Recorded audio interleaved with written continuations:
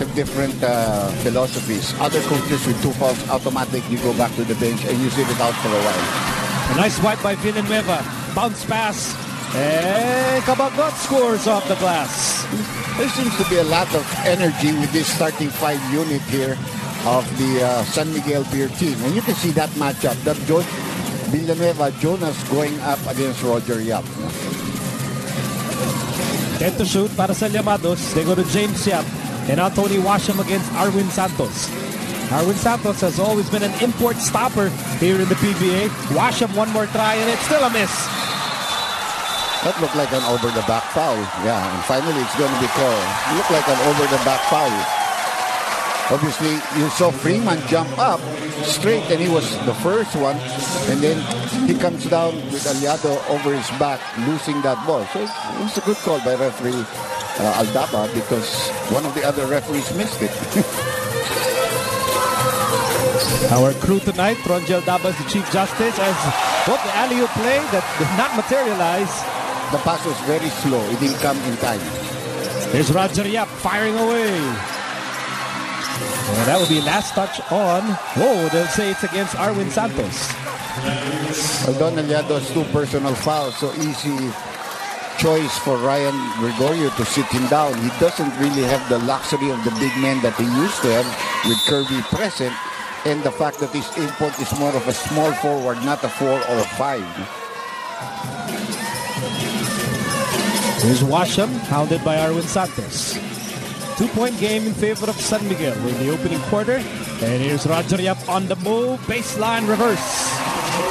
Now that's going to be big problems for San Miguel. Like I said, if Roger and James play well in the backcourt, San Miguel's got a long night ahead of them. We're tied at 6, 8 minutes to go in the first period. And a lot of pushing between Jay Washington and Rafi Rivas. So you can see the way that Washington is posting up. The referees allow a certain holding, but when he tries to move to another angle to be able to get a pass, you can no longer hold him down because he cannot get there. Shot clock down to 8.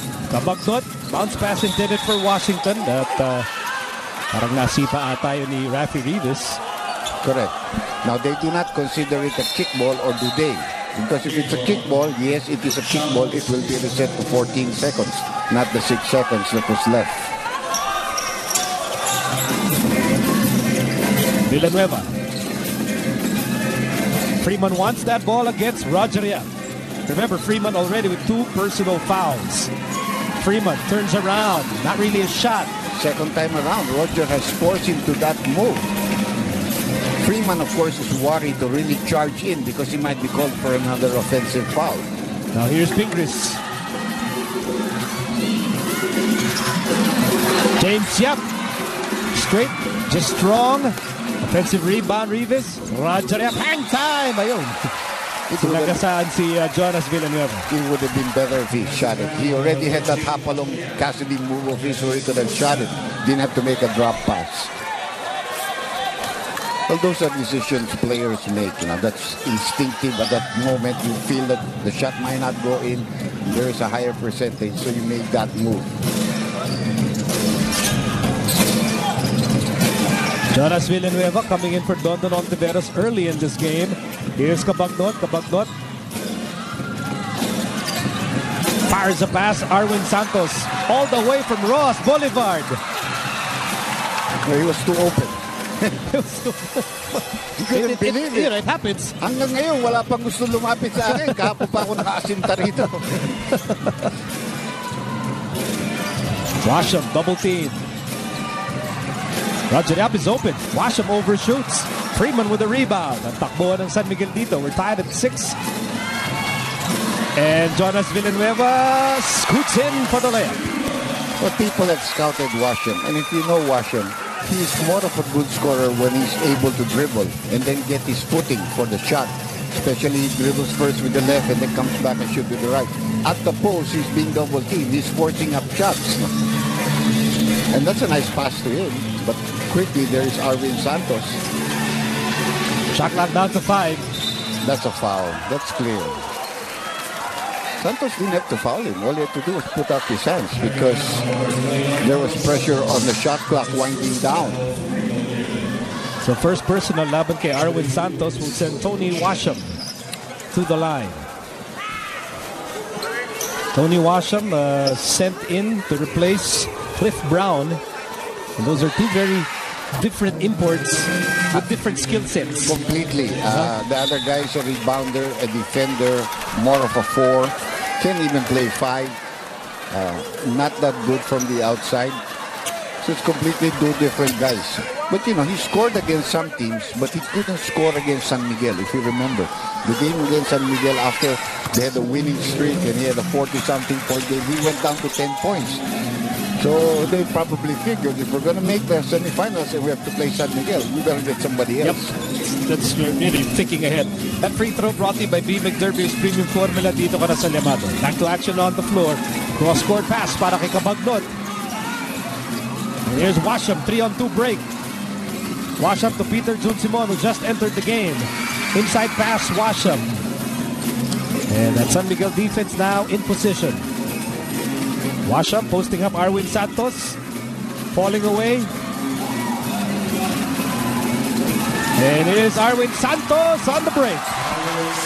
He really loves to leak out, no? Especially if he sees his teammate getting that defensive board.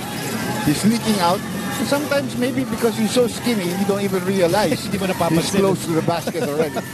Well, we love this guy. He's a nice player. Two-way type of player, offense, defense. Good move by Mark Pingris, his favorite move. And a foul there by Jay Washington.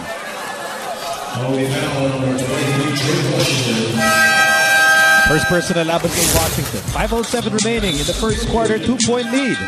Para sa San Miguel, we'll be back with more action after these.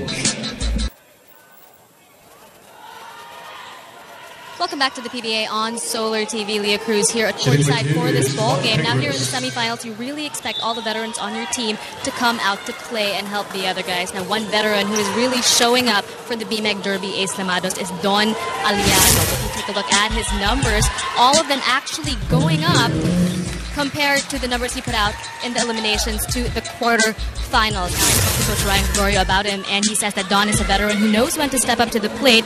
San Miguel's defense is really centered in James Yap and Tony Washam, which leaves Don wide open. Interestingly, Coach Ryan said it's really a good thing that we have the third scoring option in Don, especially since the likes of KJ Canaleta and PJ Simon haven't come out offensively yet. Can you go in, Dr. J?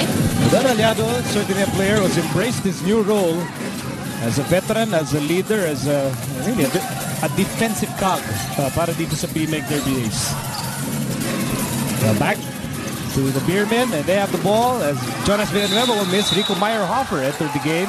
And I like it when Meyerhofer and Arwind Santos are parang mga kawayan na nagsasabong on the floor. It brings back their old days of their rivalry. Yeah, the UAP. Yeah, with La Salle and FEU. No? Well, Don Aliano is also expiring at the end of this conference, so obviously he's going to really try. There's motivation. It is what we call instant motivation. Peter Jun Simon is joined by Roger Yap, Rafi Rivas, Mark Pingris, and Rico Meyerhofer. Here's Roger Yap. Shot clock down to 10. We're tied at 10 in this ball game. Simon against Joseph Yo, and Peter Jun Simon will miss.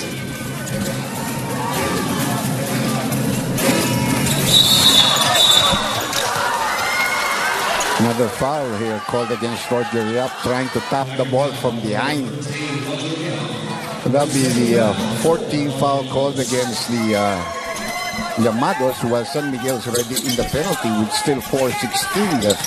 Nice pass to Daniel Leforte. Now he can make that turnaround shot. Ayan yung sukat na sukat. Yan dapat magpaturo si Gabe Freeman kay Danny Delfonso. You don't have to fade away. Just go straight up when you make that turnaround. So you're closer and you have better balance.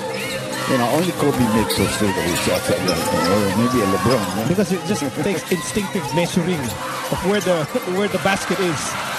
Rebound for Danny I. A great opportunity lost for Roger Yap. Got a layup underneath the basket.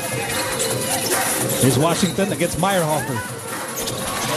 This has been the key offensive threat for San Miguel in this conference.